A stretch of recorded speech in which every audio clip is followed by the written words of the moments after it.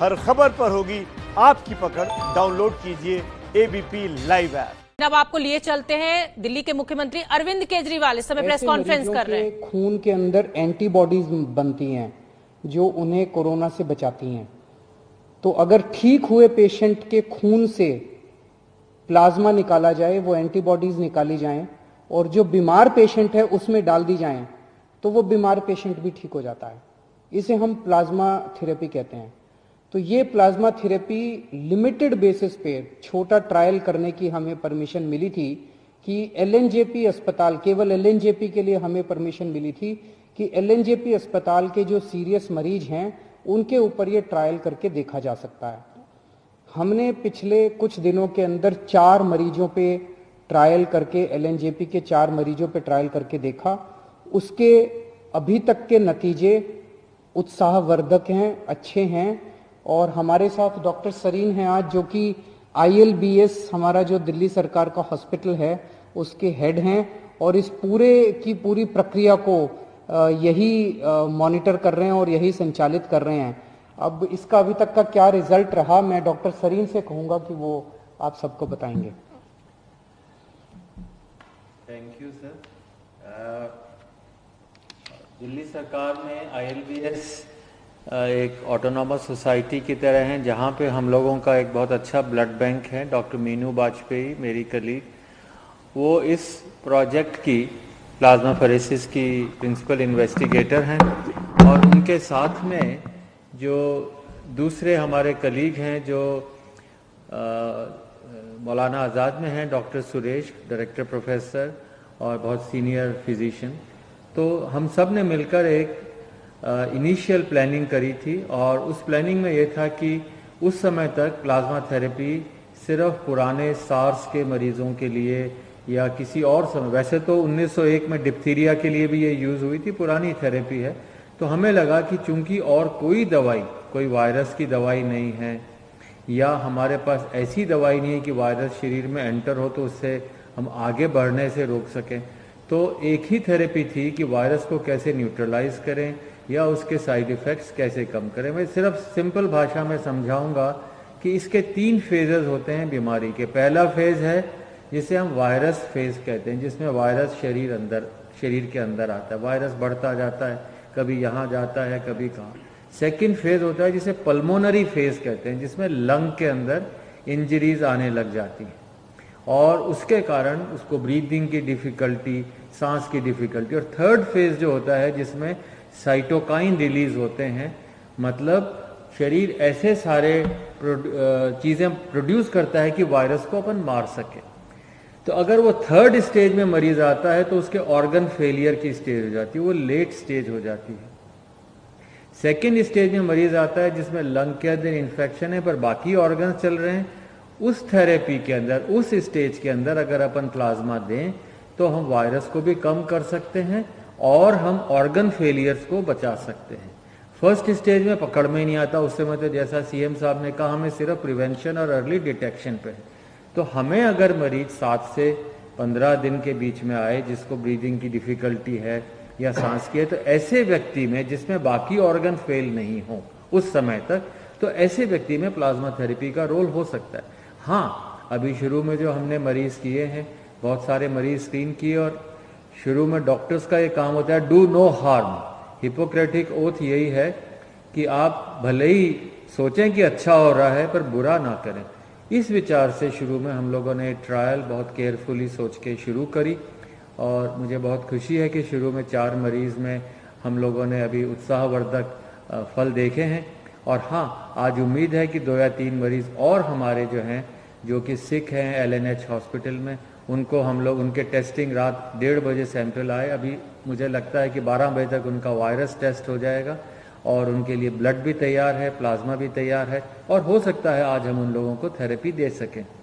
और इस थेरेपी के बेनिफिट्स काफ़ी, अगर आपने उसको दिया तो वो थर्ड स्टेज जिसे हम साइटोकाइन स्टॉर्म कहते हैं, उस स्टेज पे मरीज ना जाए जिसमें ऑर्गन फेल हो और लंग के इन्फेक्शन जल्दी से करेक्ट हो जाएं। ये एक हमारा मेन एम है और ऐसे थेरेपी और अभी कोई है नहीं। हमें लगता है कि शुरू के अगर जैसे मान लीजिए 10 मरीज हमें 20 मरीज करने हैं, मुझे लगता है कि हमारे मरीज ये 10 से 15 दिन में कंप्लीट हो जाएंगे। और आपकी दुआएं रहीं, मरीजों की दुआएं नहीं, तो हो सकता है कि हम एक लीड ले सकते हैं, बता सकते हैं कि हाँ ये थेरेपी अच्छी है। पर इसमें कई दिक्कतें भी हैं। जैसे जिन लोगों को अपना कोरोना कभी हुआ, रिकवर हो गए, अभी वो क्वारंटाइन में हैं, घर पे हैं, अगर वो लोग ब्लड देंगे तभी तो हमें एंटीबॉडी मिलेंगी, नहीं तो कहाँ से मिलेंगी। तो इस समय हमें उन लोगों की ज़रूरत है कि अपनी देशभक्ति दिखाएं। ये बताएं, जैसे थोड़े दिन पहले एक लड़का था बिल्कुल यंग, और वो आया रात को 1-1:30 बजे, और हमें लगा कि इसी तरह प्लाज्मा मिल जाए, पर उसको पूरे दिन के बाद प्लाज्मा नहीं मिला। और वो अगले दिन सुबह 4 बजे, हमें 7 बजे प्लाज्मा मिला, 4 बजे वो हमें छोड़ के चला गया। तो दिन भर मैं डिप्रेस होता रहा, पूरी टीम डिप्रेस हो गई कि क्या हमारे यहाँ ऐसे लोग नहीं हैं जो कि अदरवाइज ऑल राइट हैं और घर पे हैं, और जिनके अंदर रिकवर हो गए हैं कोरोना से, तो भाई अपना ब्लड, ये ब्लड डोनेशन भी नहीं है, ये मान के चलिए। जैसे सीएम साहब ने बताया कि ये ब्लड डोनेशन नहीं है। जैसे मैं ब्लड देने जाऊं, मैंने 50-60 बार ब्लड दे दिया। कोई भी मरीज ट्रांसप्लांट का होता, कोई बीमार होता, सबसे पहले जाके सुबह 8 बजे हम ब्लड दे देते थे। ब्लड देने के बाद हमें 3 महीने वेट करना पड़ता है दोबारा देने के लिए। पर प्लाज्मा के अंदर, उसमें जैसे आपने कभी देखा हो डेंगू के लिए, भाई मेरे प्लेटलेट निकाल लो, बाकी ब्लड वापस अंदर आ जाता है। तो उसी तरीके से प्लाज्मा फेरेसिस में एक मशीन होती है, खून उसमें से जाता है, सिर्फ थोड़ा सा एंटीबॉडी प्लाज्मा लिया जाता है, बाकी खून वापस आ जाता है। कोई कमजोरी नहीं, वीकनेस नहीं। और आप चाहें, मतलब अगर हिम्मत है तो 10 दिन में फिर दे सकते हैं ब्लड, तो 3 महीने तक नहीं दे सकते। दूसरी एक बात है कि अगर आप ब्लड देते हैं तो आपकी बोन मैरो स्टिमुलेट होती है, नया ब्लड बनता है, you feel younger, it is a longevity के लिए ब्लड डोनेशन एक बहुत अच्छा माध्यम है। और फिर हमारी जिम्मेदारी है कि डोनर को नुकसान ना हो।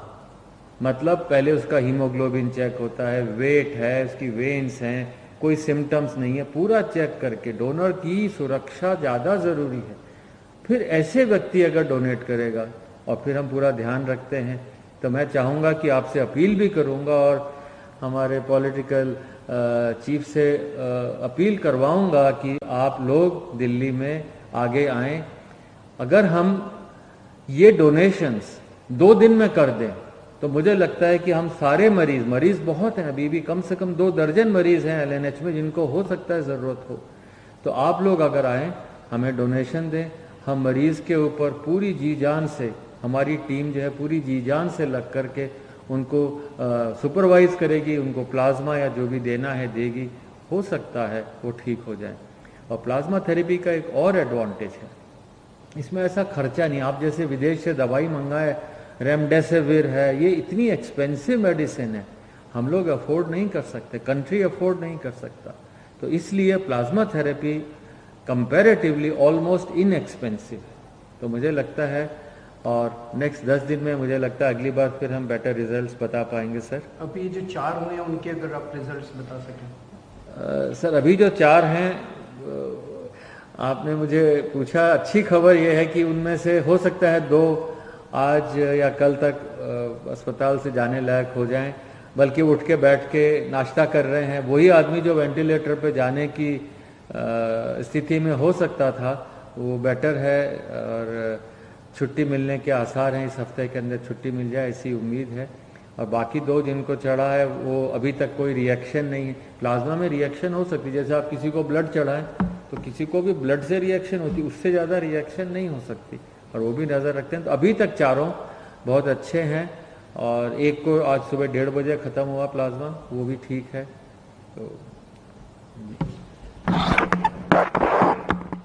तो अभी मेरे पास जो अस्पताल से डिटेल्स हैं,